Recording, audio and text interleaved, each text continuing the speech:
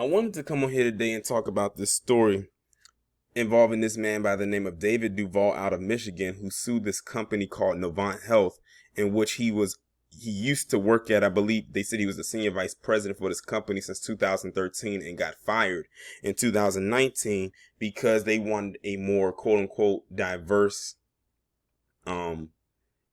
look to the company, and he was fired and he was replaced by a black woman and a white woman, and he ended up suing the company for like $10 million, and he won his lawsuit on the basis of him being fired because he was a white man.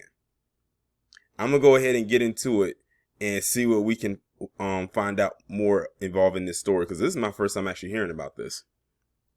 A man who alleged in a lawsuit that he was fired from a hospital system because he is a white man has been awarded a $10 million verdict by a North Carolina jury. According to court documents, David Duvall of Michigan sued Novant Health Incorporated in 2019 after he was fired as senior vice president of marketing and communications the previous year. Duvall said in the suit that he was terminated without cause as part of an intentional campaign to promote diversity in its management ranks, and that he was fired due to his sex and gender. Novant Health, which is based in Winston-Salem, has denied those allegations. It has said in court filings that he was fired for deficient performance in the delegation of critical duties to subordinates. We are extremely disappointed in the verdict, as we believe it is not supported by the evidence presented at trial, which includes our reason for Mr. Duvall's termination, a Novant Health spokesperson said in a statement. We will pursue all legal options, including an appeal. So it sounds to me like, so it's basically he say, she say. He says he was fired and terminated because they wanted to go with a more diverse look for the company, and he was replaced by a white woman and a black woman, and they scooted him out of there, while the company is saying no, it's because of his piss poor performance in the duties that he was supposed to do as the senior vice president of the division in the section that he was in. So it's like, okay, who's really telling the truth and who isn't? Because at the end of the day, this guy was awarded $10 million on his claim, but the company is saying something else. So we're going to have to see what that appeal is looking like. Duvall, hired in 2013, said he was fired shortly before his 5th anniversary at the company and was replaced by a black woman and a white woman. He argued discrimination in violation of the Title VII of the Civil Rights Act. Now look at that.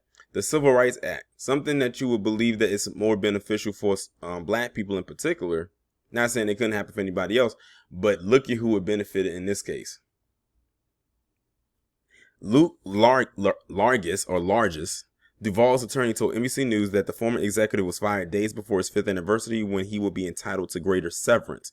The message is not to abandon diversity and inclusion, it's to do it legally, Largis said. A federal jury trial was held this month, and the verdict was handed down Tuesday, according to court records. The verdict form says the jury found that Duvall's race or sex was a motivating factor in the termination, according to online federal court records. That's wild. So you got to see for the whole scope of this entire thing. This guy is a white male, and he was able to benefit off of the Civil Rights Act, Title VII, and win over this big company. I never heard of this company, but I'm assuming that they're a pretty big company. Let me know, if y'all, for those of you who live in North Carolina, how big that company actually is. But they have to be in order for him to get awarded this money. Now, like I said, the company is saying one thing, he's saying another, but he won his case and based off of what he said. So they believed his story and not went so much against it. But now we just have to see what the appeal is going to be when the company basically, I guess you can say, goes and countersues what he did. Well, they can't really countersue because they didn't win this one. They didn't win this case. But this is just, very interesting to say the least. Because like I said, this guy literally benefited off of something that most black people probably couldn't if they was to be in the same situation. Most black people have to fight for years and tooth and nail to even get an ounce of this. This guy didn't even have to do it that long. So I don't know, like, really what to, make of this. A part of me wants to say that he is definitely making this up, and he ended up getting a bag out of it at the same time, and that the company could be telling the truth. However, on the flip side, I don't know. It's kind of crazy. And like I said, the jury actually took him up on it. But then again, when it comes to these kind of trials, a lot of cases, a lot of times the jury can get it wrong. We've seen that over and over again. But I want y'all to tell me down in the comments, do you think that this guy's telling the truth? And I know many of y'all are going to say no. I already know. Or do you think that the company is telling the truth, which I'm sure many of you are going to say yes. Now, what worries me about this whole situation is that you're going to probably have a lot of other PC people are going to come out and try to do the same thing. Like I said, all it takes is for one breakthrough, because this is the first time I've actually seen this happen with a white male winning a case like this using the Civil Rights Title VII Act in order to win his case.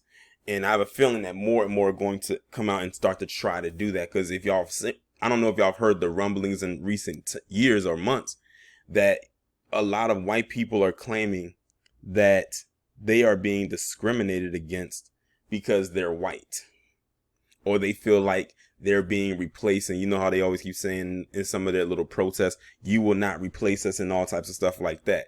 So don't be surprised or shocked if in the future you're hearing more stories like this, and a possibility that not only will they sue these companies that they work for on the basis of that, but actually possibly win their cases just like this guy did.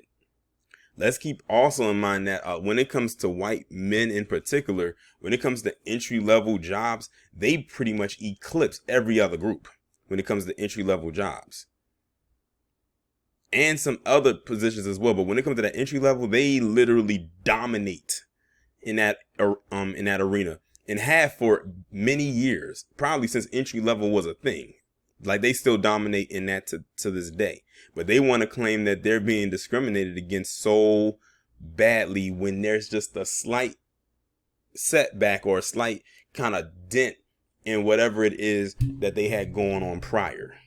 Because they need to make sure that there's a certain level of structure still being maintained.